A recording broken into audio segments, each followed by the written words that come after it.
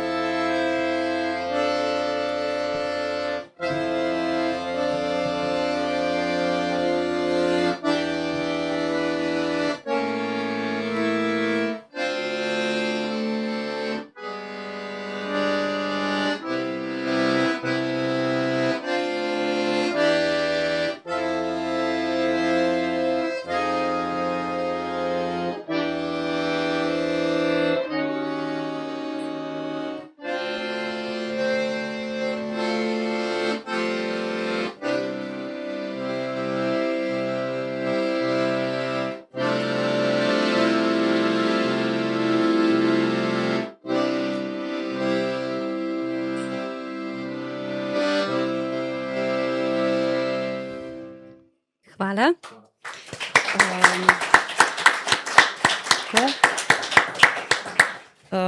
Bi rekla, da nam je kot medijski hiši Družina res v izjemno veselje, da lahko niz pogovornih večerov Duhovni odmik z dobro knjigo začenjamo z Markom Rjevcem. Jaz vidim, da je on zelo priljubljen, zagotovo je to njegovo ime, ki vas je pritegnilo in ste ga že kdaj brali, ki je brali. Torej, malo ga bom vseeno predstavila. Je slovenski duhovnik, pesnik in magister biblične teologije. Duhovnika je bil posvečen 2007, služboval je v Novi Gorici, pa v dijaškem domu v Vipavi, zdaj je župnik v Idriji. Med letoma 2015 in 2018 je študiral biblično teologijo na Univerzi Gregoriana v Rimu, od tod mu tudi obilno znanje in mnoge podobe, ki jih bomo danes slišali. Na več načinov je povezan z našo založbo. Pri nas je najprej izšla knjiga Špranje do svetlobe, ki je zbir njegovih razmišljanj za tednik Družina. plodno sodelovanje z revijo Magnificat, kjer njegovo razmišljanje beremo pravzaprav v vsaki številki, pa je botrovalo temu, da je pred nami že 3. knjiga z interpretacijo svetopisemskih besedil. Najprej je šlo razmišljanje ob pismu Filipljanom, Veselite se v Gospodu, v letu 2025 pa kar 2 njegovi knjigi, Vse je le sapa in Kako si lepa. Vse te knjige boste imeli priložnost danes tudi po prijazni ceni kupiti tam odzadaj zase in svoje bližnje. Zdaj pa bomo začeli kar z visoko pesmijo in s knjigo Kako si lepa.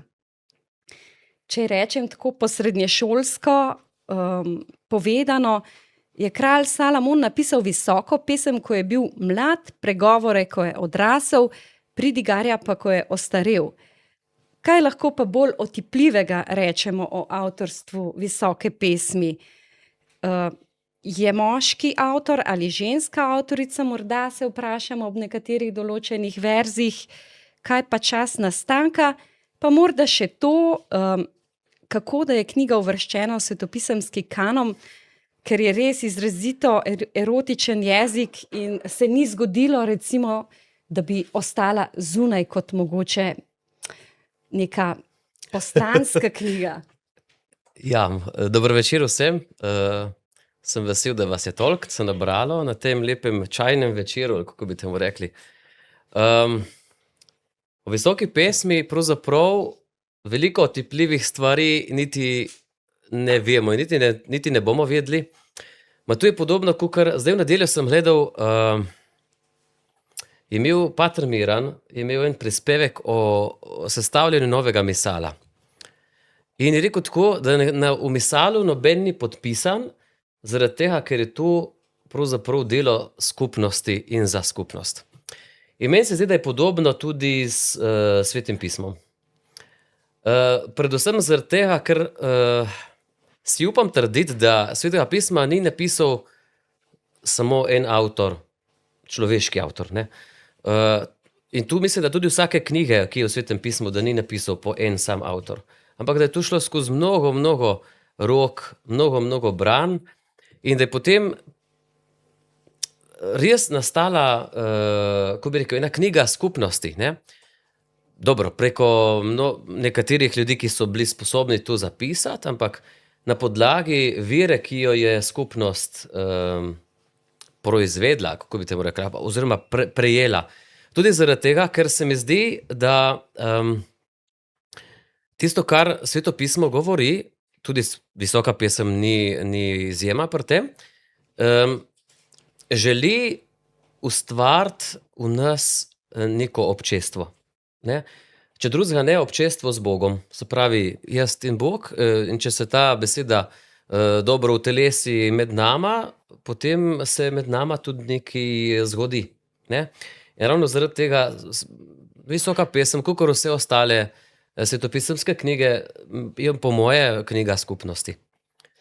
Se pravi, da sta jo v bistvu izgovorila moški in ženska. Oba. Ja, zakaj pa ne? Mislim, mogoče pa je tu pesem, ki se je rojevala sproti v človeških odnosih. Tudi zato bi rekel jaz, ne, ker imamo mi malo težav s visoko pesmijo, s to erotično nabitostjo, ne, ki ste jo že omenili. Predvsem zaradi tega, ker mi beremo Sveto pismo malo obremenjeni zmeraj, ne. Ampak visoka pesem telo in odnos med moškim in žensko ne gleda obremenjeno z grehom, s poželenjem in podobnimi stvarmi, ampak bi rekel tako na zelo čist način. Ne, se pravi, tako, kot bi naj bilo, tako bi jaz rekel, ne. En tak idealen odnos, tudi telesni odnos med možem in ženo, med moškim in žensko, je zame predstavljen v visoki pesmi. Je pravzaprav tako čista, da se nam zdi mogoče pokvarjena ravno zaradi tega, ker nismo tega navajeni. Ne pokvarjena, ali tako bomo rekli malo škandalozna, ali kako bi temu rekli, ne. Mi smo pač navajeni, da se moramo, ko govorimo o telesnosti, zmeraj malo zadrževati, zaradi tega, ker je pač smo obremenjeni tudi s svojim poželenjem. Ne? Ampak visoka pesem govori, bom rekli, o svetu, kjer ni poželenja, je čista ljubezen. In kako ne bi tu bilo, tu kaže visoka pesem. Zato se mi zdi, da je tako dobra literatura za pare. Ne? Sploh visoka pesem, pustimo zdaj moj komentar zraven tega, ampak visoka pesem kot taka, da je res en tak dobra meditacija za vsak odnos, še posebej pa odnos med moškim in žensko. V knjigi ugotavljate, da visoka pesem ne govori neposredno ne o Bogu, niti celo o zakonski zvezi, niti o otrocih. In tako me zanima, kdo sta pol ta dva protagonista visoke pesmi, kaj je značilno za njun odnos?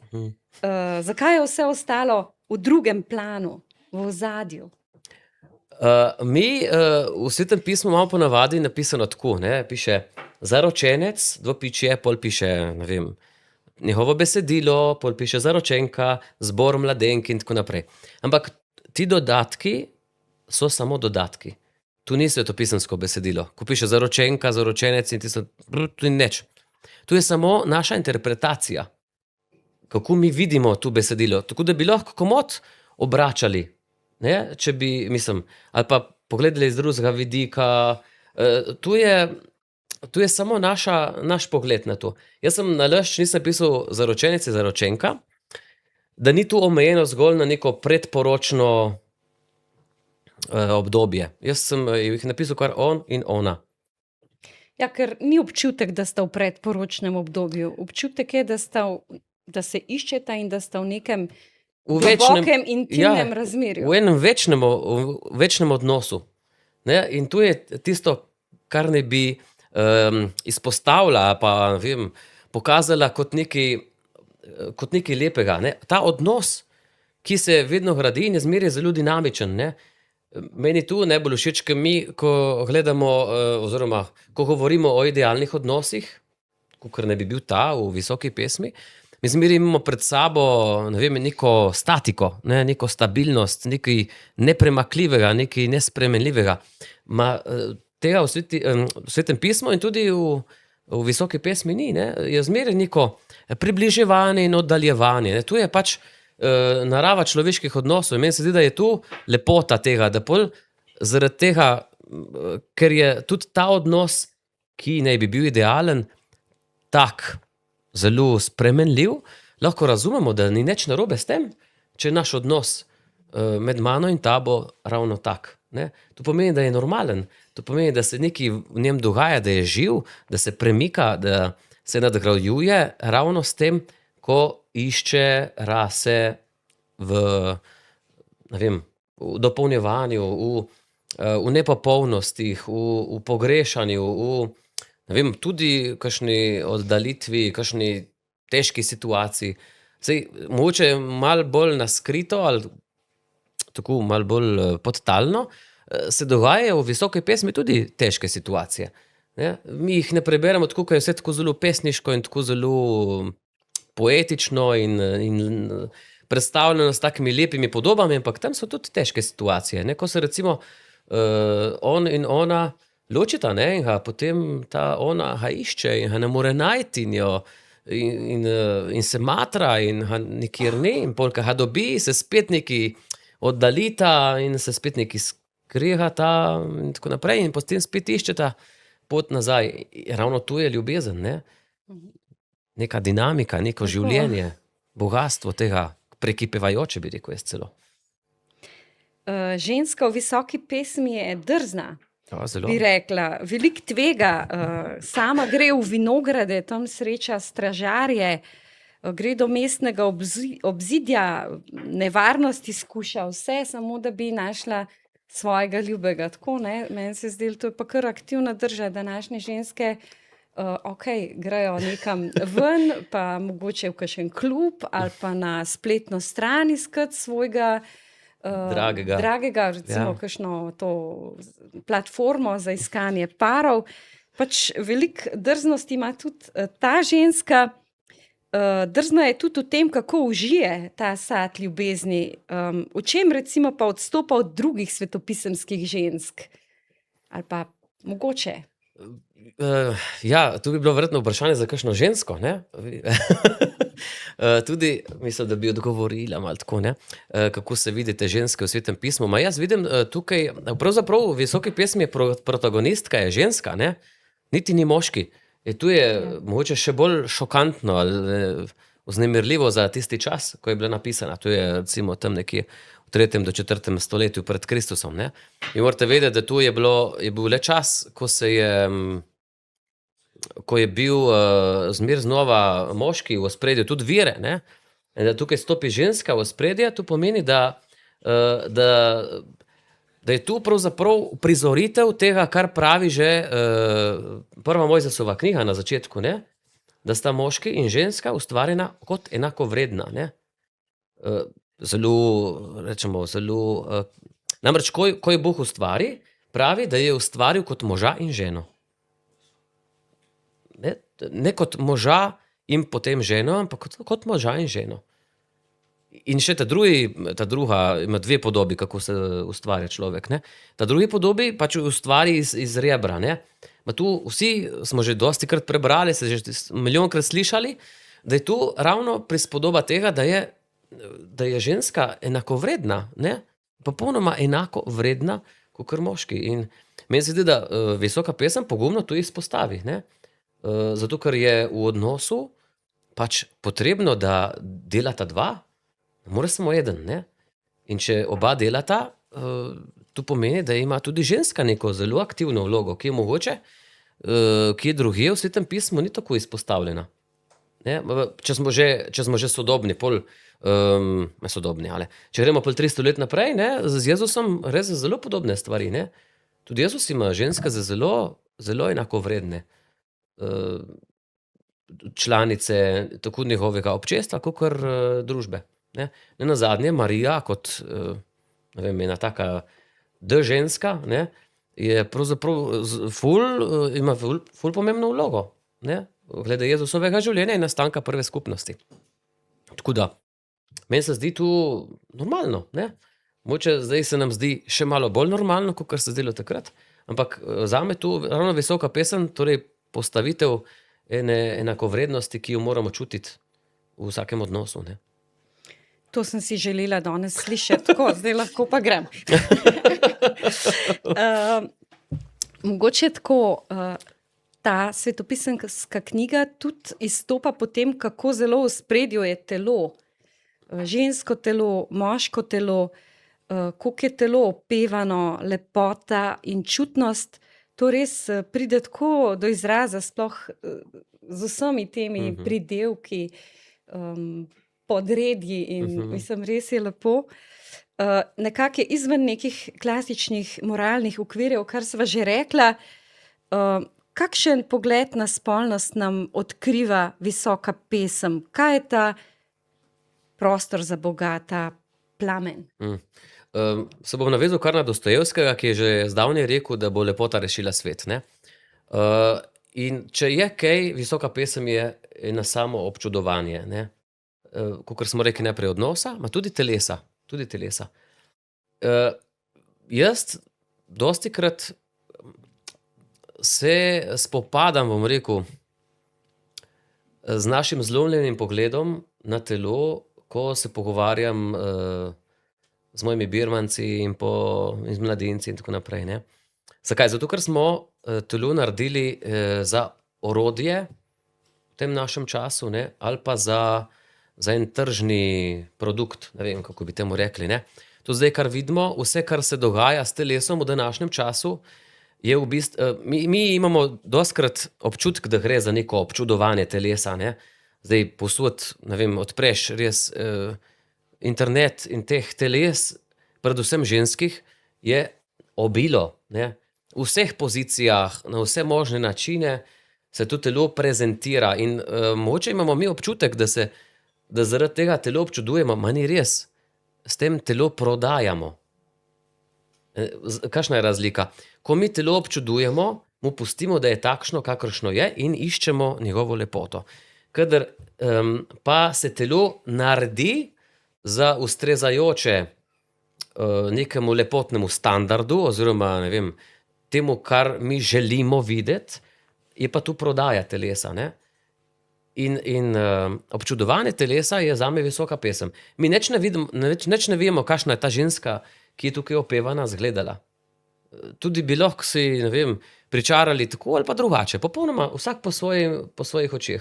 Ampak nekaj, kar želi povedati občudovanju visoke pesmi, je, da je to telo lepo, takšno, kakršno je. In predvsem zaradi tega, ker je tako ustvarjeno.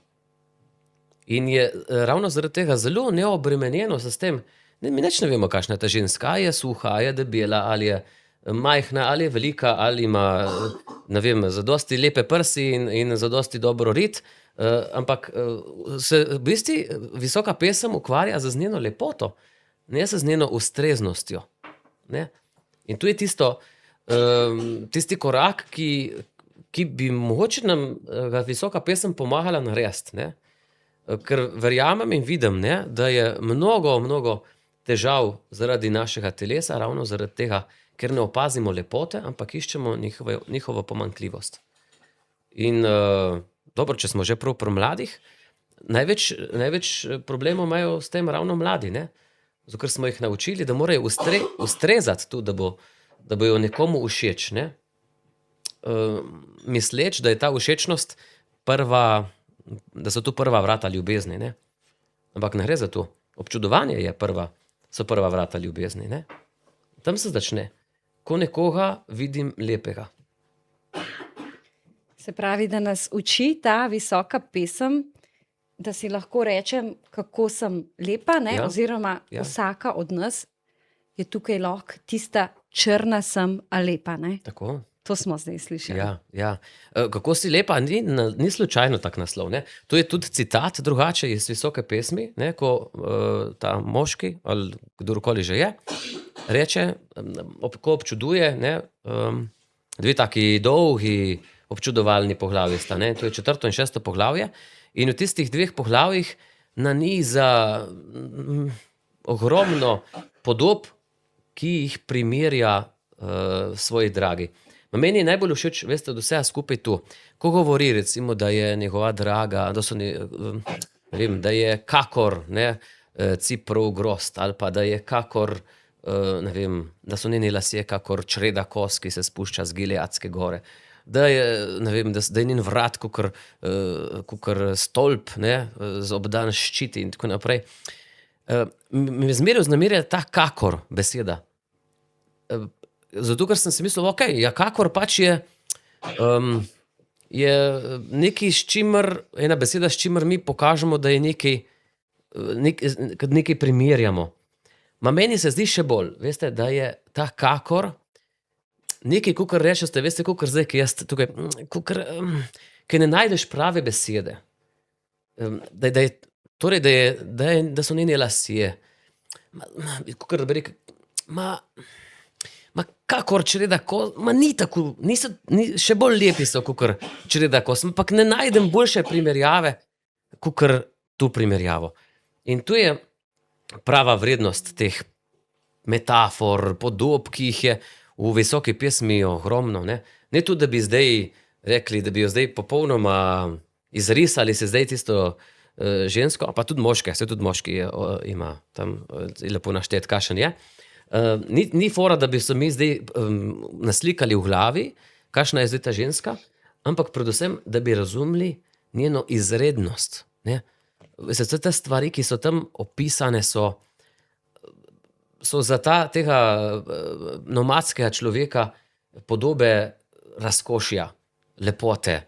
Pač po svoji, ne vem, ne mogu vam povedati stvari, s katerimi lahko mi primerjamo stvari, ne? Neke razkošne, lepe, bogate stvari. Ampak pač on je iz svojega okolja videl nekaj, kar mu je zdelo zelo lepo in zelo dragoceno in on je z tistega najdel in rekel, to je tako lepa in dragocena stvar, da je mogoče lahko primerjam tebi, ma ti si še malo bolj. Mičken sva se že dotaknila tele teme, zasebno, intimno, pa pozunanjeno, namenjeno drugim. Mislim, da noter v knjigi omenjate mesto kot javno in njen dom, domovališče kot zasebno. Mogoče kakšen napotek ali pa kakšna misel za nas, ki smo res v tem svetu res včasih razgaljeni, res živimo odprto in na vseh frontah. Kaj je tisto, kar je treba res varovati, ščititi pred svetom in drugimi? Pa se mislim, da ravno to, o čemer so govorila do zdaj, se pravi ta lepota, je nekaj, kar človek mora braniti, ne. Verjamem, da se ta razodetja prave lepote res zgodijo v intimnosti. V intimnosti to pomeni v odnosu, v katerega nič ne vstopa. Ne, se pravi, nekaj, kar je, ne samo zaščiteno, da ne bomo rekli tega, ampak nekaj, vse veste, to je tudi tako, kakšne stvari pač niso za vse. Jaz rečem tudi tako, ker predstavljam tem mojim pobirmancem postavljene meja, ne, ki jih je treba obvladati, ne, v našem svetu, in vzamem tiste babuške, veste, in pol jim pravim, evo, ta babuška, ta velika je za vse. Pol ona majhna, bolj majhna babuška je za moje prijatelje. Pol ona še bolj majhna je za mojo družino. Pol ona še malo bolj majhna je za, ne vem, za kaj najboljša prijatelja. In tako naprej, in tako naprej. In pol pride prav najbolj mičkine babuške in rečemo, ta babuška je pa samo za Boga. In vanjo ne vidim niti jaz. Je zaprta, ta zadnja se ne da odpreti, ne. Evo, tu mislim, da je počasi moramo začeti obvladati, ne, da pač neke stvari niso za vse. In s tem nismo ekskluzivni, ali pa da bi rekli, da nikomu ničesa ne privoščimo, ne, ampak vsakemu damo tisto, kar mu pripada, ne. Se pravi, nekomu dovolimo, da dobi v roke naš zaklad, samo če vemo, da je tega vreden, ne. In tu moramo mi dolgo cajta preizkušati. Mi to delamo, ko se pogovarjamo, ko iščemo, ali lahko nekomu zaupamo ali ne, ko doživimo kakšno razočaranje, ne, povlečemo te stvari nazaj in rečemo, evo, tukaj lahko, naprej ne. In s tem ni nič narobe, ker že prej sem rekel, ne, mi smo všečnost zamenjali za lepoto. In ravno zaradi tega imamo mi te težave s prestopanjem meja, ne, ker mi rečemo, da bom drugemu všeč, a bom spustil malo dlje, ne, zato da bom pokazal neke stvari, ki so res dragocene pri meni. Če ta človek ni vreden teh lepot in jih samo izkoristi, to pomeni, da sem zamenjal, ne, da sem namesto všečnosti dobil pravzaprav samo neko razprodajo, ne. In to je tisto, kar se moramo mi naučiti, no. Tudi, če smo že govorimo o visoki pesmi, ne, te stvari, ki se dogajajo med obema, ta občudovalna komponenta je zmeraj skrita med njima dvema, ko se pogovarjata, ne. Dobro, saj je tudi res, da pol vprašajo enkrat, ne, tisto žensko, te mladenke, kakšen je ta tvoj mladenič, ne, in pol govori, kakšen je in kakšen je. Ampak ta resnična podaritev lepote pa se zgodi samo med dvema, ne, ko sta na intimnih krajih, recimo v vinogradu, pod jablano, v hiši in tako naprej. Doma imam 5 kompletov babušk, jih imam zelo rada in jih zbiram, tako da sem zdaj razumela, verjamem, da tudi drugi se nekako strinjamo s tem, kaj pomeni tista najmanjša babuška, kjer smo res mi. Jaz bi mogoče en moj vtis ob branju zdaj povedala. Občutek dobim, da sta ob vaši interpretaciji zaljubljenca res v ognju, da sta razvneta, tako kot smo povprečni zakonci, pravzaprav bolj poredkoma, sploh z leti, a ne, mogoče na začetku, da smo potem gremo pa bolj v smeri pregovorov, pa pridigarja, če lahko rečem. A ne? Kako je pa vas kot duhovnika, ki ste celibater, ne? Kako so se pa vas dotaknili ti ljubezenski spevi? Kako ste zdržali z vso to vsebino, bi si rekla, če smem biti malo predrzna? Prosim, saj to je, tako vprašanje so mi najbolj všeč. Ja, zakaj ne?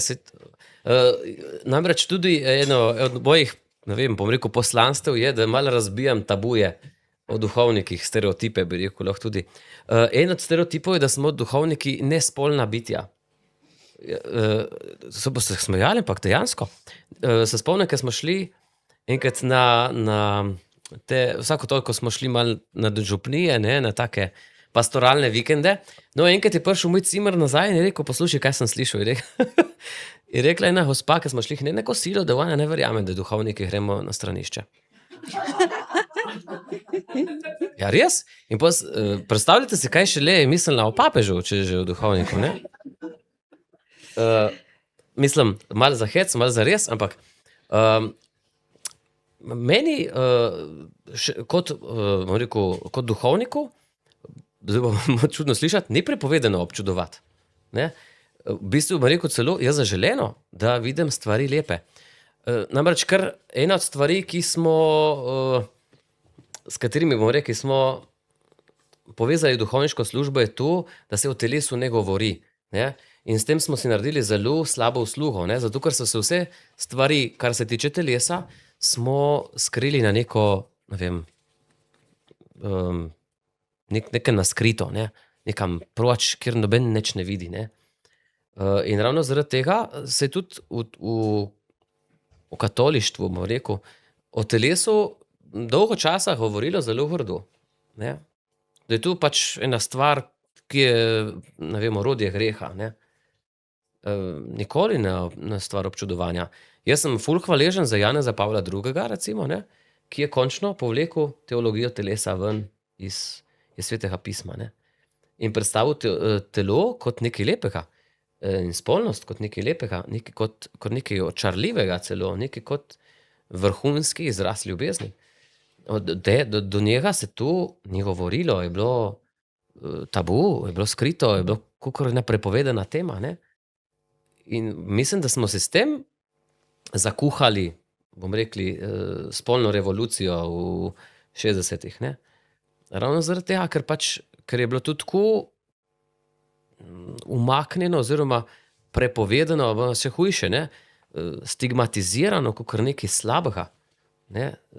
Vse, kar se tiče telesa in spolnosti in nežnosti in takih stvari. In normalno, da če je to v človeku, da mi čutimo kot nekaj nenaravnega, če nekdo nam prepoveduje o tem govoriti, tu videti, tu občudovati tudi. Ne? Zato ja, če se zdaj vrnem, da se ne bom zdaj, da sem mislil, da se zdaj izmikam. Zame je visoka pesem, je res učbenik, kako gledati žensko telo. Jaz moram tudi, tako gledam žensko telo lahko s poželjivostjo, kakor vsak moški, ki ni celibater. Sej, kakor je rekel en duhovnik, je rekel, vi imate celibat samo za eno žensko manj, kakor jaz. Ne? Drugače, tako moški mora živeti celibat, z vse ostale ženske, samo z eno ne živi. Ne? In mi se moramo učiti, tudi moški, predvsem moški v tem času se učiti, kako gledati na žensko telo. Kakor na nekaj lepega, ne kakor na nekaj poželenja vrednega. Ne? Ker bodimo pošteni, pač, danes se telo predstavlja tudi za moškega, kot orodje, s katerim pridemo do njega. Ne? Zakaj mi nikoli ni če ne kapljno v glavi, zakaj na vseh teh predstavitvah, ne? Zakaj so tam ženske v kopalkah? Kje imajo kakšne veze s tem? Tam se vlačijo po tistih novih avtih, ženske v kopalkah. Kakšno vezo imajo ženske v kopalkah z avti? Nobene veze. Enkrat sem se vozil, se spomnim, tako proti Ljubljani, je bila ena reklama za klime. Klima je bila tam v enem kotku, ne, spodaj je bila ena ženska zelo razgaljena, ne, ki se je tam pač hladila pod tisto klimo. Prodajali so klime, ne kopalk. Kaj želim povedati, ne? Mi smo začeli tu povezovati kakor neko orodje, s katerim se pride do moškega srca, s katerim moškega lahko osvojiš, da bo nekaj kupil, ne? Mislim, da je pri pornografiji zelo podobna stvar, ne? In osvoboditi se tega, mislim, ne bomo osvobodili tega, tako da bomo rekli, ja, zdaj ne brati tega, ali pa ne gledati, ne? Ker to je nemogoče tudi in tudi ni prav. Zato, ker telo je naša realnost. Moje telo in tvoje telo, ne? In mi dva morava med temi dvemi telesi vzpostaviti pravilen odnos. In vzpostaviva ga lahko tako, da gledava čisto, ne da ne gledava, ne? Da je zdaj močala proč in vas ne vidim in je stvar rešena. Ne? Ampak da gledava čisto na isto telo, ne? Da razumeva telo kot nekaj lepega in meni se zdi, da je to pravilnejša pot, kakor restrikcija, ko bi temu rekli, ne. Hvala za ta, kako naj rečem, pomemben poudarek, ker mislim, da ga današnji čas res rabi. In tako, rabimo vsi, seveda. Pa za tole osebno, kako naj rečem, izkušnjo, ki si jo podelil z nami, ki ste jo podelili z nami, zdaj sem se malo drugače se tikava, ampak a ne. Preden gremo naprej k pridigarju, kot smo rekli, pa lepo vabim med nas Jako Jamnika Srebrnaka, ki nam bo zaigral francoski muzet Interdit. Tudi on se uči pri profesorju Richardu Zadravcu, in sicer je 8. razred.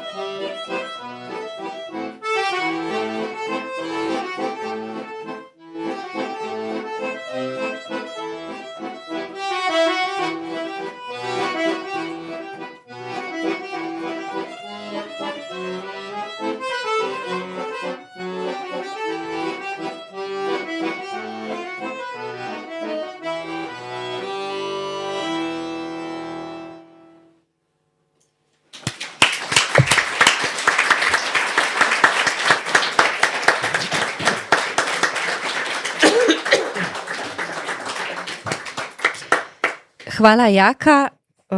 Nekako si nam pomagal, da se poslavljamo, da še malo ostajamo pravzaprav z visoko pesmijo v srcu in gremo naprej k Pridigarju.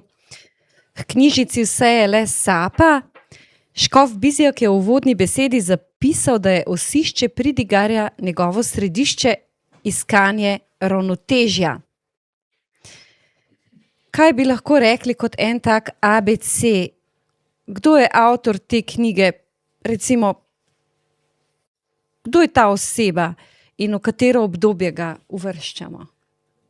Časovno, recimo, da se sam tok malo Ja, zdaj, premakne. že na začetku sva se malo spomnili na tradicionalnega pogleda. Se pravi, da je avtor Salomon, ne, ki je napisal, ja, v mladosti visoko pesem, v odrasli dobi pregovore in v stari dobi, ko je bil že vsega sit, Pridigarja. Ne.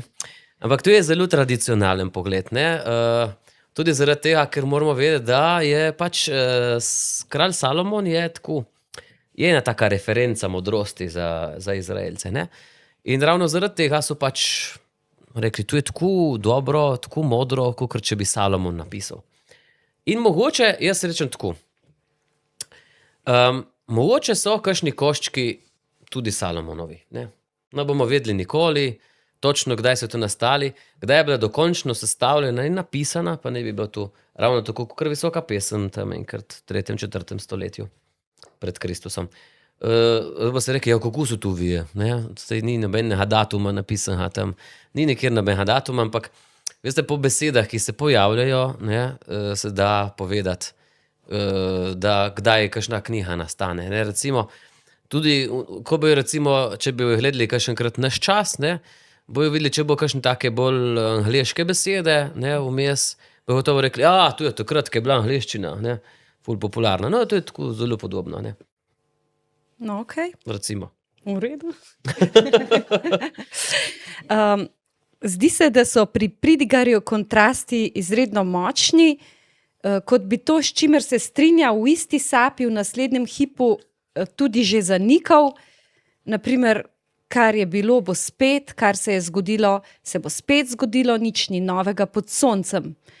Tudi nam novinarjem se včasih zdi, da ni nič novega pod soncem, da je vse skup en sam déjà vu.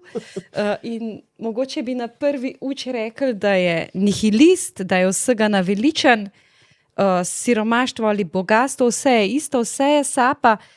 Kaj ga muči tega našega Pridigarja? A se je ujel v kakšno past ali nam hoče prav s tem nekaj povedati? Pridigar je zelo življenjski. Saj nimamo mi tudi vsak dan kakšen tak preblisk. Zakaj sploh delam to? Kakšen smisel ima? A se sploh splača? Ne? A ni to že vse eno in isto, kar naprej nekaj delam, padamo v neko rutino, vsak dan je isti, spet bo nedelja, spet bo Pridigar, ne, zapisati, spet 3 maše in tako naprej. Imamo vsi to je tako zame zelo naravno, ne. Mogoče zaradi tega mi je toliko všeč Pridigar, ne, zato ker je res direkten, ne, kaj nič ne olepšuje. Pridigar pove tako, kakor je, ne. In mogoče ravno zaradi tega smo se ga v cerkvi malo ustrašili, ne, zato ker Pridigarja boste zelo, zelo redko slišali pri maši, ne. Tudi zaradi tega se mi zdi, ker ima take, ja, zelo drzne izjave, ne, ki jih lahko človek tudi narobe razume. Ampak ja, ravno tako, kakor novinarji lahko naredite en greh, ne, in sicer da vzamete kakšno besedo iz konteksta, ne, in jo predstavite drugemu, kakor da to je rekel, ne. Tako tudi Pridigarja zelo slabo razumemo, mogoče ga vzamemo kot nihilista, če ga vzamemo iz konteksta, ne. Če vzamemo eno besedico in rečemo, lej, tu pa je nevarno, ne. Ampak najbolj tipičen primer, ne, veste, če vzamete stvari iz konteksta, ne, tudi v psalmih piše, ni Boga. Pravijo neumneži v svoji nespameti, ne, ampak piše, ni Boga, ne. Tako da je tako, tudi s Pridigarjem je zelo, zelo lahko manipulirati, tako bom rekel, ne. Lahko rečemo, da je nihilist, zaradi tega, ker smo zdi tako vse brez veze in nima nobenega smisla. Ampak to so samo njegova vprašanja, in podatki iz okolja, ki ga vidi. Tisto, kar se dogaja v nas, ko se tu sprašujemo in razlog, zaradi katerega kljub temu, da se nam zdi, da je brez veze in da nima smisla, mi kljub temu nadaljujemo, iščemo in tako naprej, to pa je to, kar želi Pridigar vzbuditi v vsakemu bralcu. In to je, da postane človek iskalec smisla, dobička, kakor reče on, predvsem pa, jaz bi rekel, Boga. Ne? Ker mi imamo zelo radi, da nam nekdo servira, ne? Boga. Tudi Boga bi radi imeli lepo v škatlici. Ne? To je zelo, zelo stara skušnjava. Ne nazadnje, ena od najbolj, tako bom rekli, zgodaj zaznamovanih teh skušnjav je zlato tele. A poznate vsi? Kaj je fora zlatega teleta? Mi si mislimo, da to, zato ker so postavili tuha, ne vem, tisto kravco tam in so okoli z nje skakali. Ni to fora. Fora je, da so oni hoteli imeti Boga takega, kakor so si želeli. In mi si tudi radi, si tudi imamo strašno radi. Ma kako se razodene Bog, Mojzesu? Samo razodene kot goreči grm. Ja, kot ogenj, ne? In veste, da ogenj je neobvladljiv. To pomeni, če ga vi pustite, da gre, bo zažgalo vse, ma če ga vi želite kakorkoli omejiti in zapreti, vam bo ugasnil. Zapravi, in zato je podoba za Boga. Ne? Bog ni obvladljiv. In človek ne more Boga si narediti takega, kakor si hoče. In če mi smo si ga naredili za, ne vem, če smo ga stlačili v škatlo in da je zdaj tam v uni cerkvi in tam je in ga imam pod kontrolo, potem tu ni ta pravi Bog. Ni ta pravi Bog. To pomeni, ni Bog, ki ga bom jaz nadzoroval s tem, da jaz pridem v nedeljo k maši in mu rekel, evo, zdaj sem to, zdaj sem jaz izpolnil svoj del, zdaj pa še ti. Ok? Smo rešili? Ja? Daj dam. Ni to Bog. Ne? Bog je neobvladljiv. Njega je treba iskati. On nas nekam kliče. Mi bi radi šli nekam drugam, ne? On reče, ne, tja bo treba. In lahko mi trmamo, kolikor hočemo. In bo še zmeraj trdo po svoje in se ne bo pustil loviti. Jona, recimo, je tudi en tak, ne? On je tudi hotel Boga po svoje. Rekel, ne, ti asirci, to so barabe. Jaz ne bom hodil tja. Je obrnil stvar na drugo. Boga je treba iskati, zato. Pri Pridigarju je na eni strani pesimizem, pa utrujenost, pa naveličenost, ampak v nadaljevanju pa se čuti neko slutnjo, da so neke reči pa vseeno malo boljše kot druge. A ne? Nekaj malo boljšega in da so določene stvari, ki se jih pa v življenju pa splača. Kaj se po Pridigarju splača? Splača se uživati. Pit čaj, ko ga imaš na mizi. Ne pusti, da ga spije kakšen drug čevaš. Malo po domače, ampak ja, Pridigar je znanstvenik. On opazuje, vidi, kako so stvari in pride do nekih določenih gotovosti. Ne? In ene gotovosti so tu, da človek sicer tako pravi, ne? Človek nima pojma, zakaj so stvari take, kakor so.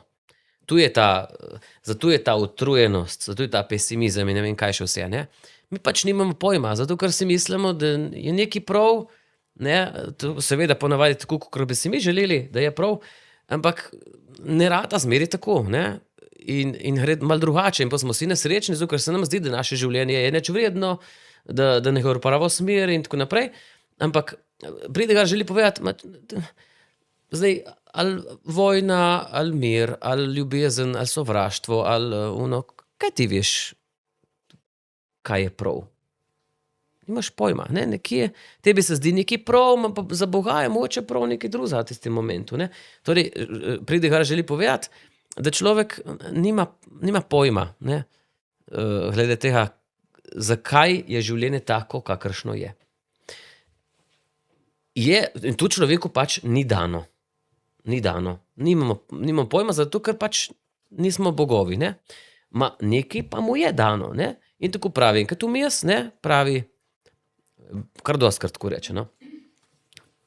Pij z veseljem svoje vino, jej, z veseljem svoj kruh, oblači se lepo, daj si parfum na glavo, ne? Uživaj življenje z ženo, ki jo imaš, ne? Vse dni svojega ničemrnega življenja. In tako konča, zato ker je to tvoj delež. Ne? Nečesa nimamo, nekaj pa imamo. Ne?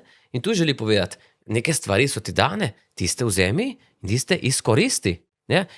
Doskrat, kadar preberem ta odlomek, kadar malo prezentiram malo pridigarja, so vsi malo zdrznemo, ne?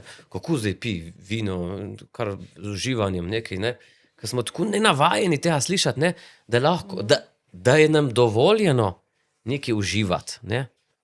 Nam življenje je dovoljeno uživati. Zdaj, če smo še prej dotakneva visoke pesmi, ne? Odnos uživati, z lepoto, ki nam je dana uživati. Tu je božji dar. Tu ni, če bi nas hotel Bog grde, bi nas naredil grde, ma nas ni. Ne? A vas je naredil grde? Ni vas naredil grde. Jaz vidim lepe ljudi tukaj pred sabo. Ne? In če so stvari lepe, zakaj bomo govorili, da so grde in slabe? Če niso. In če je tudi, da imamo mi hrano, pijačo, da imamo nek določen standard, da imamo avto, s katerim se lahko pripeljemo. Zakaj bi tega ne vzeli s hvaležnostjo? Ne? Mogoče pridigar podtalno govori tudi o tem, ne? O hvaležnosti. Se pravi, da mi si ne želimo tistega, česar ne moremo dobiti, ampak da sprejmemo in uživamo v tem, pa kar lahko. In kar imamo in kar nam je dano. Ker je tu, kar nam pripada. Ne? Tu je ta delež. Nekaj, kar nam pripada, tu ni nekaj, kar bi si mi zaslužili, ker smo bili pridni, ne? Ali pa nekaj, kar bi, ne vem, kar bi nam, bi si morali priboriti, ne? Z čimrkoli že, ampak nam je tu dano. Recimo, meni se je zdela zanimiv naslov te knjige, se strinjamo, vse je le sapa in sem si rekla, kje izmed vseh besed v pridigarju, zakaj je ravno ta sapa izstopila. Sem sicer potem malo več o tem prebrala, ampak bi rada tudi slišala, Ja, kaj je ta sapa. tu v bistvu moj prevod, ne? Ja. Najbolj znanega pridigarjevega stavka in to je Nečimer. nečimrnost, vse je nečimrnost, ne? Vse je nečimrnost, sem jaz pojmenoval, vse je le sapa. Zdaj boste rekli, kaj ima veze nečimrnost s sapo? No to. Ja. Zdaj, nečimrnost je za pridigarja ključen pojem, zaradi tega sem dal tu na naslovnico. Ne samo zato, ker je dostikrat ponovi, ampak ker je tu koncept, v katerem moramo pridigarja brati, da ga preberemo prav. In sicer nečimrnost, mi si dostikrat mislimo kaj? Nečimrnost je ena nadutost, ne, napuh, tako, eden, ki se drži malo preveč, tako, ne, pomembnega, ne vem kaj. Ma tu je samo en pomen nečimrnosti v slovenščini. Je pa res, da je najbolj prevladujoč, ne, tega najbolj obvladamo. Mislim, nam je najbolj znani iz vsakodnevnih pogovorov, čeprav ne vem, kdo še reče, da je kakšen nečimrn. Ampak nečimrnost ni samo to, oziroma pravzaprav sploh ni to, ne, če to, kar misli pridigar. Ko pridigar govori o nečimrnosti, to je Hebel, ne, je tu en izraz, s katerim drugače Sveto pismo opisuje, ko bi rekli, eno zelo hitro minljivo stvarnost. Ne. In sicer recimo enkrat v psalmih pravi, človekovo življenje je kakor Hebel. Ne. Tu smo prevedli kot hlap, ali pa kot dih, ali pa kot... jaz dostikrat tako rečem, ne, zdaj bom že tretjič povedal, v par dnevih to. Vi, ko pihaste mehurčke, ste zdaj pihali, ne? Evo, veste, kaj ga narediste, kakšen ti mehurček? Tak, zelo krhk, zelo, ne, v momentu, ko se takne česarkoli poči, ne? Ampak, jaz bi rekel, da Hebel je še, veste, ki delate se mehurčke in vam ne rata. Takrat, kaj napiham se tako na pol, tisti moment, ustavite zdaj v pauzi in gledajte, tisto je hebelj. Ne? To je tako, nekaj zelo krhkega in zelo hitro minljivega. To pomeni, ni nič tu, ampak je nekaj, kar je skoraj kakor nič. Ne? Skoraj kakor nič, torej hitro minljivo, hitro propadljivo. Evo. In zdaj boste rekli, kje pa zdaj ta sapa? Mi v slovenščini imamo zelo lepo reklo, rečemo, da nekaj, kar hitro mine, da je kratke sape. Evo.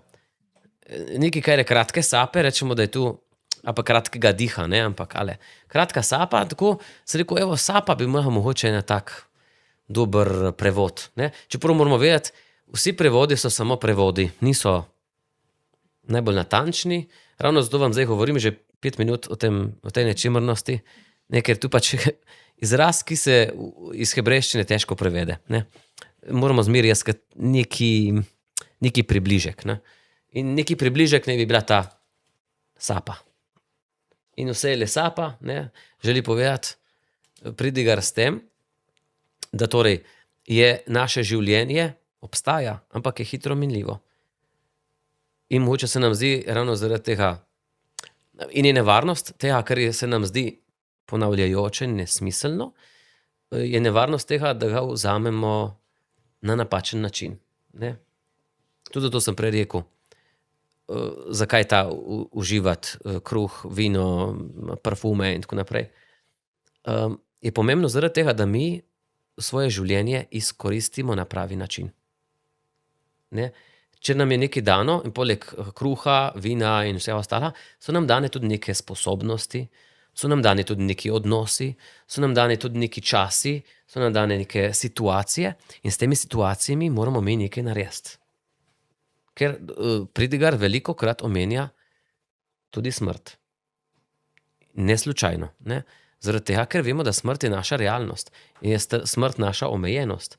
In ta smrt nam želi povedati, da imamo nek določen čas, ko lahko mi te stvari naredimo. In ta čas nam je dan, da z njim naredimo nekaj v svetu, ma še bolj, da naredimo nekaj iz sebe, s tem, kar nam je dano. Ne? Zato ta vse le sapa je dober opomin. Ne? Je tak, pazi, Marko, nisi tukaj za večno, tako da tudi ne vedi se tako, kot da si tukaj večno. Ne? Moraš s tem, kar imaš, nekaj narediti. Moraš s časom, ki ga imaš, razumno ravnati. Zato bo prišel čas, tako pravi tudi na koncu, ne? Ko bo vse to minilo in boš morda obžaloval, da nisi naredil česa, kar bi lahko. Se pravi, ta sapa nas tudi usmerja v naš zadnji trenutek, ne? Ki nas, kako že, smrt kot veliki izenačevalec. Ko pač dozorimo in je vse to, kar smo živeli, živeti to v neki luči, kjer se pa pokaže, kaj je bilo vrednega od tega, kar smo živeli. Saj tako ne bi živeli vsak dan, ne rečemo, imamo tu reklo, ne, živi, kot da boš jutri umrl, ne. In delaj, kot da boš živel večno, ali kako že. Je tu res pomemben pogled na življenje, če rečemo tako, ne. V luči minljivosti, ne. Takrat, ko človek ve, da je omejen in minljiv, dela stvari, ki jih mora narediti, ne. Bomo rekli, ne samo v tem, mogoče zdaj, ne vem, kako zdaj me poslušate, verjetno mislite zdaj v glavi, zdaj moram pohiteti, da bom vse naredil, kar sem si zamislil. Ne gre za to. Ne, da moramo vse narediti, kar smo si zadali, ampak da čas pravilno uporabljamo, ne. Torej, da ga živimo za stvari, ki so nam pomembne, ne. Tu pomeni tudi, ne da boste zdaj morali delati, ne vem, do polnoči vsak dan, zato da boste vse naredili, ampak vzeti tudi čas, recimo, ne vem, za svoje otroke, za svojo ženo, za svoje prijatelje, ne, ker so tu pomembne stvari. In tu pomeni zame užiti življenje po Pridigarjevo, ne. Postavi v svoje življenje na pravo mesto prave stvari, ne, kot pomembne, na pomembno mesto in nepomembne na nepomembno mesto. Ne? Ker prav na začetku, ko govori pridigar o tem, kaj vse naredil v svojem življenju, mu je za dosti stvari žal. Ne? Zato, ker je rekel, te in te stvari sem naredil, in kaj ima smisel, to bo vse propadlo, to bo vse šlo, in kaj bo? Kaj bom s tem? Zato, ker mi moramo razumeti, ne, da naše življenje, kot sem še prej rekel, je, mi delamo neke stvari, nekaj zidamo, nekaj pišemo, ne zato, da bi bilo to zgrajeno ali izdano, ampak jih delamo zato, da bi napisali in da bi zgradili samega sebe. To je naša naloga na tem svetu, ne. In tu odkrije potem na koncu tudi pridigar, ne. Zato, ker je ta, tu poimenuje pač odnos z Bogom, ne. Zame je to odnos z Bogom. Zgraditi njegov tempelj v mojem življenju, ne. To je to.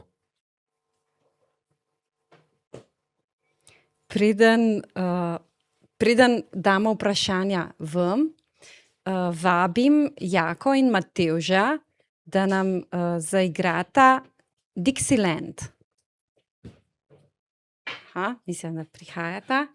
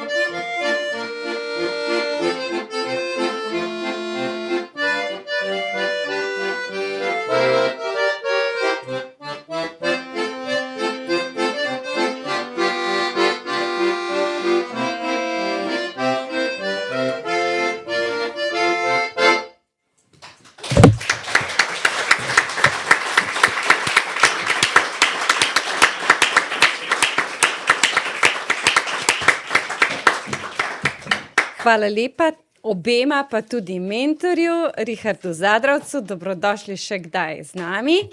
Glasbena šola Ljubljana Rakovnik je to.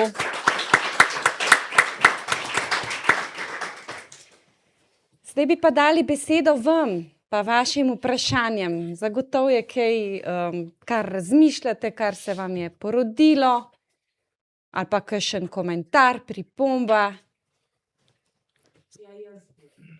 Ker sem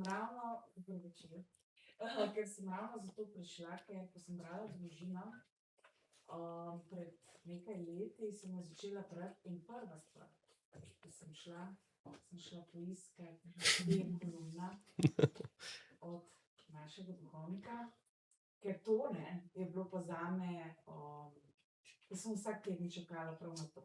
In en mi je še posebej ostal o staranju in kako tudi nismo vsak dan mlajši in da ja, pač da rabim tudi zdaj za kakšno stvar malo več, kot sem včasih, ker namreč vsi okolica govorijo, ti si še mlada, ampak ko si enkrat 40 plus vse določene stvari, yes. In ravno zaradi tega sem se zelo počutila tako, okej, pa tudi tako razmišljam čuti. In sem v bistvu bolj kot vprašanje, sem hotela pač to povedati, s kakšnim veseljem in kako mi je bilo hudo, ker potem nisem več mogla izrezati tega ven, ko je Marko nehal, ko se je pač zadnji kolumna, ne vem zakaj. Skratka, hvala. Zato pa tudi danes moram reči, da si bom to zapomnila o telesu. Da je telo lepo in da vse ostalo, kako smo prezentirali, da je tako, kot da ga prodajamo. Hvala lepa. Veseli.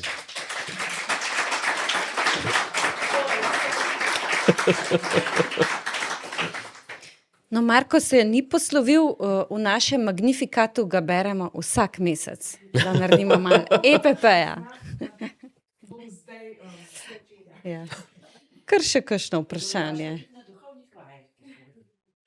Hvala lepa. Kar še kakšno vprašanje. Všeč mi je ta odprtost, to je zelo pomembno. Sej skozi se nekaj skrivamo za nekimi, ne vem, lepimi polikanimi podobami. Mislim, da smo vsi od tega utrujeni, ne. In da res, če kaj nam nuca danes v tem cajtu, je iskrenost, ne. S čimer imamo mogoče zaradi, bom rekel, takih zelo slabih izkušenj iz medijev zelo velike probleme, ne. In se danes zelo radi skrivamo za idealnimi podobami, zaradi tega, ker vemo, da če se bo pokazala naša resnična podoba, tudi, bom rekel, nad 40, ne, podoba, da takrat nas bojo pač raztrgali, pa da se ne bojo marali ali kakorkoli. Imamo vsi s tem probleme, tudi jaz sem s tem obračunati, predvsem v stiku z mladino sem imel jaz te težave, ne. Zmeraj sem, in še zdaj, imam to težavo, da moram biti mladim všeč, da me bojo poslušali, ne. Oziroma, da me bojo videli, da me bojo upoštevali, kakorkoli. In smo vsi v tej dirki všečnosti, ne, ali si priznamo ali pa ne. Ampak ravno ta iskrenost s samim sabo se mi zdi, da bo mogoče enkrat napravila počasi drugačne čase, ne. Kaj pa je najboljši nasvet za spoprijemanje z staranjem? Ja, druga kakor sprejeti to, itak nimamo, ne. Ja, ne vem, meni se zdijo najbolj grde tiste ženske, ki nočejo biti stare, tako, bom rekel, ne, kakšne, ki imajo to vse napihnjeno. Ja. Pa da se ohrani ena mladostnost, sem tole gospo videla, kako je ona vmes majčkeno takole naredila. Ja. Ki sem si rekla, evo.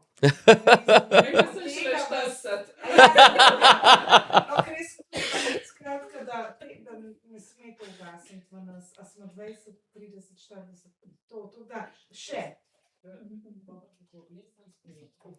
Objet, evo, objet. Sprejet in objet, to zdaj slišimo iz publike. Pa še kakšno vprašanje bi radi slišali? No, če ni, imam jaz eno vprašanje. Ne morem si privoščiti, da jih kar ne bi bilo, a ne? Evo tam. Mene, imamo. Zakaj ste v tem trenutku, lani, zakaj ste se zatekli, kaj vas spodbuja na navdih, pa nekaj aplavz za pristnost. Mislim, zakaj? Tak sem, Bog pomagaj, ne. Kakšni nimajo tega radi, vi, hvala, imate. Zakaj ravno te dve, povem prav pošteno, zmeraj sta se mi ti dve knjigi, Pridigar in Visoka pesem, zneli zelo vznemirljivi.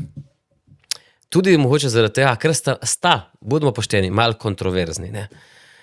In meni je všeč se ukvarjati s temami, ki so take. Ne?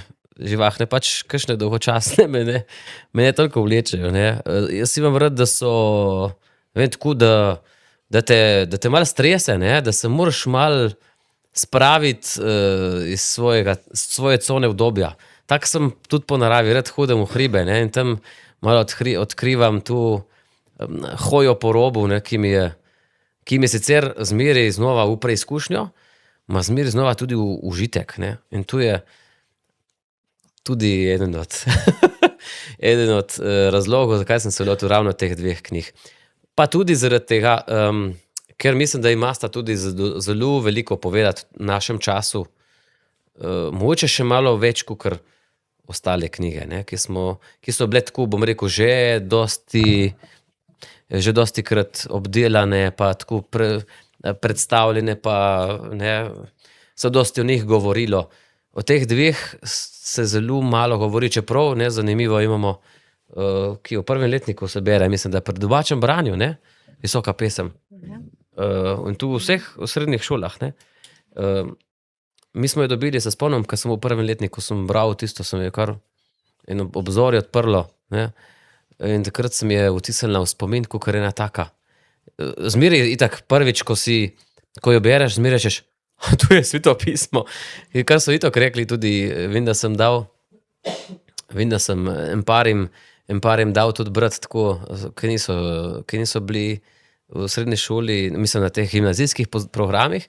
In pa so rekel, preberi tu. In pa so rekli, kaj je tu? So rekel, tu je Sveto pismo. Ne, so rekli. To ni Sveto pismo, to ne more biti. Si rekel, beri Sveto pismo, visoka pesem. Ja.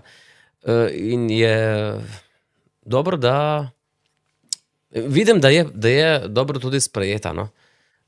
Tudi zaradi tega, ker je mogoče res zelo svoboden pogled na odnose in na telo, ki smo ga zelo obtežili, ne? V našem in prejšnjem času. Mislim, da smo šli samo z ene skrajnosti v drugo, nekje na sredini bi se morali ustaviti, da bi pol lahko visoko pesem pravilno brali. Tako da mogoče bo pa tu nagnilo, mogoče tudi malo dol, tu nihalo na bolj normalno raven, ne, bomo videli.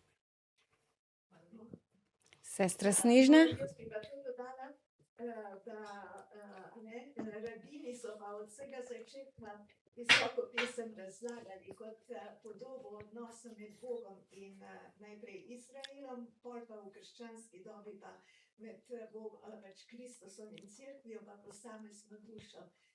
In pravijo kakšni komentarji, da je bila zato sprejeta v Sveto pismo. No, sicer, da je bila tudi zato, ker v Svetem pismu ne bi smel manjkati ta pogled na ljubezen, pa na telo, ne pač na ljubezen, ampak da ni samo ta odnos, ampak da je pomembna ta zgodovina interpretacije, ki pokaže, da so tako gledali na njo in da je en slavni Rabi Akiva rekel, da ves svet ni vreden visoke pesmi dneva, ko je bila visoka pesem sprejeta v kanon in da so vse knjige svete, visoka pesem je pa najsvetejša. Kaj o tem? Mislim, interpretacije visoke pesmi so bile neštete, ne? In je prav tudi, da je tako, ker tudi moramo vedeti in sem vesel, da je to tudi lepo zajeto v tej knjigi, namreč visoka pesem je poezija, ne? In če je poezija, to pomeni, da je zmeraj večpomenska. In s tem ni nič narobe, ne? Se pravi, da če jo jaz vidim drugače, kakor jo vidi nekdo drug, je to kvečjemu najina obogatitev, ne? Kar prispeva k temu, da ta stvar rase in je pridobiva na vrednosti, ne? Bom rekel, še celo tako, več različnih nivojev, kakor vidimo v visoki pesmi, več vrednosti to daje, ne? Ravno zaradi tega, ker je tako zelo večplastna, je pravzaprav zelo, zelo dragocena, ne? In lahko vidimo, dobesedno, odnose take in drugačne z Bogom in med ljudmi. In se tu je v bistvu tisto, kar mi iščemo in s čimer se ukvarjamo pravzaprav, ne? Odnos do bližnjega, do sebe in do Boga, ne? In do sebe pomeni tudi do svojega telesa, tako da tukaj ni nič izključenega in tudi nič izključujočega. In se tudi na začetku, zdaj ta moj komentar je narejen zelo literarno, ne, se pravi, kar piše, ne. Medtem na začetku omenim tudi, kako so nastajale razlage visoke pesmi skozi zgodovino, ne, in nobena ni, kakor sem rekel, zdaj izključiti in nobena ni napačna, tako bom rekel. Vsak si lahko svojo izbere, bom rekel, pa tudi ne zdaj, da je zdaj nek new age sistem, da bo zdaj vsak si vzel, kar si bo hotel, ne? Ampak dejansko, da lahko vsak vidi, mogoče tudi v posameznih obdobjih svojega življenja, to ljubezen na popolnoma drugačen način, ne? In to je bogastvo. Meni mi je največje priznanje mi je dala naša Mežnarca, ki sem je podaril to knjigo za Božič in je rekla, da je brala po noči in ni mogla nehati. To je gospa, ki je zdaj že vdova, ne? In je stara čez 70, ne? In to, da je tako uživala v knjigi, ki govori o odnosu in o ljubezni, popolnoma na telesen način, ne, bomo rekli, in na ta zelo neposreden način, meni da tako, da je očitno videla lahko tudi kakšno stvar več, ne, gotovo, kakor je napisana. Tudi prosim, ne vzemite teh knjig, kakor zdaj, to niso svetopisma. To je človeška beseda, ne. Je malček svetega pisma tudi noter, malček Božje besede, ma večina je človeška beseda, ne. To ni zacementirano in tako mora biti nič drugače. To je poezija in tudi vi jo berete kakor poezijo, ne. Ne vam pove vsakmu, kar vam hoče. Tako tudi razumem jaz delovanje Božje besede. Meni je povedala to. Ne pove vam še kaj več. Pa boste lahko še vi kaj napisali. In še vi kaj povedali. In ne samo spraševali. Še mogoče kdo? Za eno vprašanje imamo še čas. Prosim.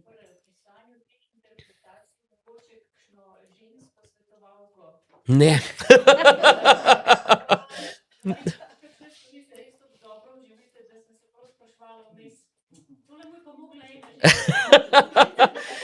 Ja, edino tu lahko povem, da imam dosti prijateljic, s katerimi tudi debatiram, ne, dosti. Mene tudi ni sram vprašati nič. Vam povem prav pošteno, jaz kakšni so pol, ne smeš tako. Jaz vem, se spomnim, ko enkrat sva šla z mojo skavtsko sovoditeljico. Smo šli na skavtski tabor, ne, in jaz vmes sem jo spraševal tudi, kako je z njeno menstruacijo, če kaj boli, koliko se da to traja, koliko je to hudo in take stvari, ne, pač meni se zdi to normalno se pogovarjati o tem, ne. Je pa res, da tu je za mnoge škandali, ampak jaz sem malo škandalozen človek, ne. 1 ura pri 9. razredu, tega ne povejte, če bo ono, je tudi, da fantje dobijo vložke v roke. Veste, kakšna je reakcija? Jih ničejo tikati. Meni zmeraj rečem, ma tu so čisti, sem jih kupil, lih kar v trgovini. Noben jih noče primt. Zato, ker se bojijo, da so, ne vem, kontaminirani. Ja, Spolna vzgoja pri verouku? ja, mislim spolna, zame tudi telesna vzgoja, ne. Ne tista telesna vzgoja, ko smo imeli nekoč, ne. Ja, govoriti o tem bi pač meni nekaj normalnega, no, tako tudi razumem to in mislim, da so mi na koncu te za 9. razreda vsi hvaležni, tudi za tiste vložke, ne. Res. Pa tudi punce za menstruacijo, ki jim malo razlagam, ne, da ni tako strašno nenormalno, če so sitne tisti cajt. Ja, ker tu pač ne vejo, ne. Res, in je narodno, če so sitne, in jim povem, da je lahko, da so sitne in da so trudne in tako. Tako pa hočejo, da je več spolov oziroma da ni razlike med moškim in žensko oziroma da lahko moški hodijo na ženske WC-je in tako naprej. Tam pa se zahteva, da so na moških WC-jih tudi vložki. No, dobro. Bomo poskrbeli.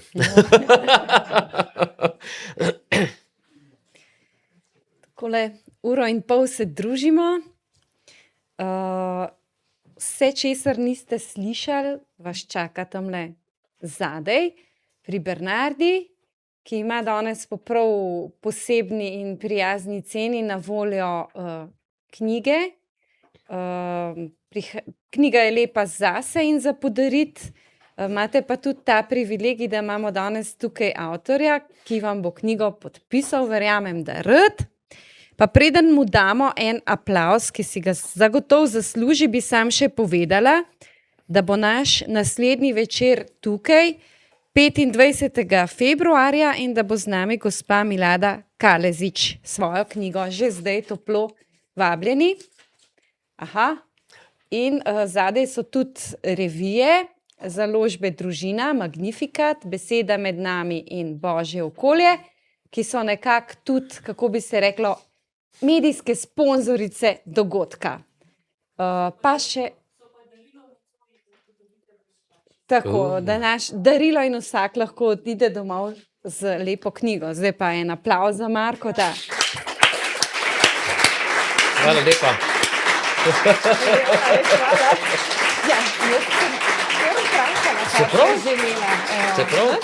To je to. Ja, Zakaj sem če ne tukaj? tako.